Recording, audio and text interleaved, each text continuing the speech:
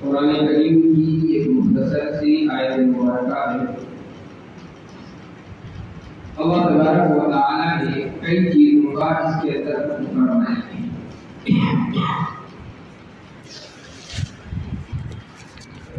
एक वाक़या पढ़ रहा था, उसी के ताल्लुक से ये आयत ज़हन में आई तो आप हज़रात के सामने तिलावत की है। बहुत मुख्तसर सा वो वाक़या है और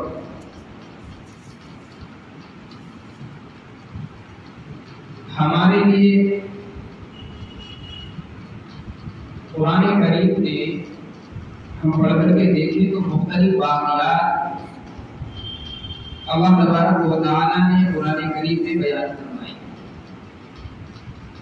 वाक़या बहैसियत वाक़या अगर आप पढ़े तो कोई फायदा नहीं होता।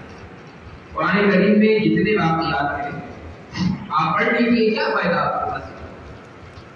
हज़रत मूसा के बेशुमार वाक़यात, हज़रत ईसा का वाक़या है, हज़रत ज़करिया है, हज़रत शीश है, हज़रत नूह है, कितने वाक़यात कुरान करीम में। अगर हम किसी भी वाक़ये को सिर्फ वाक़ये की हैसियत से पढ़ते हैं तो जाहिर है कोई फायदा नहीं होगा। कोई भी वाक़या हम पढ़े तो नतीजे की हैसियत से उसको पढ़ना चाहिए कि इस वाक़ये से नतीजा क्या निकलता है, ये वाक़या हमें क्या सबक देकर के जा रहा है। इंसान की जिंदगी को बदलने के लिए, इंसान की हिदायत के लिए हकीकत ये है कि कोई बहुत ज्यादा लंबी चौड़ी तकारीर की जरूरत नहीं होती। अगर दिल के अंदर दाया और जज्बा पैदा हो हिदायत के हुसूल, फिर बहुत छोटी छोटी बातें हैं जो हमें सबक दे जाती है और जिंदगी की एक ऐसी राह पर इंसान को लगा देती है जो इंसान को उसकी मंजिल मकसूद तक पहुंचा देता है। यूं ही किसी ने वो वाक़या मेरे पास भेजा, कोई मकसूद भी नहीं होता। आप देखते हैं कि नेट की जो दुनिया है वो बिना वजह के मैसेज इधर उधर चलते रहते हैं। किसी साहब ने वाक़या भेजा कि कोई साहब थे, वो सफर कर रहे थे ट्रेन में, उनके साथ तो कुछ बच्चे थे छोटे छोटे, और वो बच्चे बड़े शरीफ। वो ट्रेन में जैसे ही सवार हुए, बाप खामोशी के साथ एक साइड में बैठ गया और बच्चों ने उधम मचाना शुरू कर दिया। इब्तिदाअन उन्होंने बाप के साथ में कुछ छेड़छाड़ की, बाप खामोशी के साथ बैठा रहा।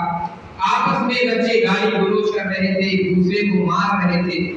कुछ देर के बाद जब बाप बिल्कुल खामोश बैठा रहा तो बच्चों ने ये शरारतें शुरू कर दी कि आस-पास में बैठे हुए जो मुसाफिरीन थे उनको छेड़ना शुरू कर दिया और उनके साथ में शरारतें होने लगी। कुछ देर तो लोगों ने खामोशी के साथ बर्दाश्त किया, लेकिन जब बर्दाश्त नहीं हुआ तो बाप को उन्हें डांटना शुरू कर दिया। और जाहिर है ऐसे में जो गुस्सा आता है वो बच्चों पर कम आएगा और बड़ा उनका जो बैठा हुआ है उसके ऊपर ज्यादा आएगा कि कितनी शरारतें बच्चे कर रहे हैं, बदतमीजियां लोगों के साथ कर रहे हैं और बाप बड़ी खामोशी के साथ बैठा हुआ। किसी बच्चे को कुछ नहीं कहता, डांटता भी नहीं, हाथ पकड़ करके बिठाता नहीं, हत्ता कि गालियां आपस में दे रहे हैं तो बाप खामोशी से सुन रहा है। किसी साहब ने बाप को डांटा और कहने लगा, यार अजीब बेगैरत आदमी, आखिर तुम्हारा इन औलाद को पैदा करने का फायदा क्या है? ये बच्चे तुम्हारे सामने गालियां दे रहे हैं, दूसरे मुसाफिरीन को सता रहे हैं, बदतमीजी उनके साथ कर रहे हैं, तुम अजीब आदमी हो, बिल्कुल खामोशी के साथ बैठे हो। बाप थोड़ी देर खामोश रहा, उसके बाद उसने गर्दन उठाई। बाप की आंखों में आंसू। बाप ने बताया, मैं इसी शहर में रहता हूँ और बच्चों की जो माँ है वो दूसरे शहर में रहती है, फलाना। अभी 1 घंटा पहले मेरे पास खबर आई कि बच्चों की माँ का इंतकाल हो गया और मैं इन बच्चों को अपनी बीवी के इंतकाल में लेकर के जा रहा हूँ। मैंने अभी तक बच्चों से बताया नहीं है कि तुम्हारी माँ का इंतकाल हो। बाप ने कहा, मेरी हिम्मत नहीं होती अपने बच्चों को आज कुछ भी कहने की। अगर तुम लोगों के अंदर हिम्मत है तो उनको रोक दीजिए, डांट दीजिए, मार लीजिए, मेरी तरफ से इजाजत है। मुसाफिरीन ने जब ये बात सुनी, सब के सब खामोशी के साथ बैठे। अब बच्चों पर किसी को कोई गुस्सा नहीं आ रहा। बच्चे मुसाफिरीन का सामान उठा करके घर से उधर कर रहे, लेकिन कोई मुसाफिर अब उन बच्चों पर गुस्सा नहीं करता। हर एक हसरत की निगाहों से उन बच्चों को देख रहा है, हर एक की जबान सिली हुई। अभी वो मुसाफिर जो बाप तक को डांट रहे थे, बाप को बेगैरत बता रहे थे और इन बच्चों की शरारतों पर गुस्सा आ रहा था, अब तमाम आसपास के मुसाफिरीन को इन बच्चों की शरारतें अच्छी लग रही थी।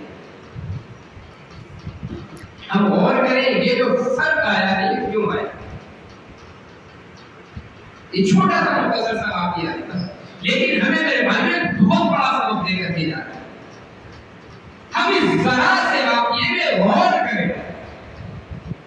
कुरान करीम की ये जो आयत मैंने पढ़ी है, कुरान करीम की इस आयत मुबारका का जो इब्तिदाई जुज़ है, उसके अंदर इसी चीज को बयान किया गया, या अय्युहल्लज़ीना आमनू इज्तनिबू कसीरन मिनस्सन्न। लोगों किसी के बारे में भी बुरा गुमान करने से पहले सोच लिया करें। कभी कभी ऐसा होता है कि जाहिर में जो नजर आता है वो बातिन में नहीं होता। किसी चीज का जाहिर बड़ा खराब है, लेकिन अंदर से उसकी कुछ और कैफियत। जैसे कि ये बात देखने में बड़ा बेलैक नजर आ रहा है, बड़ा बेनिश नजर आ रहा है, लेकिन उसकी अंदरूनी कैफियत क्या है? जब तक लोगों ने अंदरूनी कैफियत को नहीं जाना तो उसको बुरा भला कह रहे नहीं, लेकिन जब उसके दिल की कैफियत लोगों को मालूम हो गई, अब जबाने से गई है। हम किसी के बारे में भी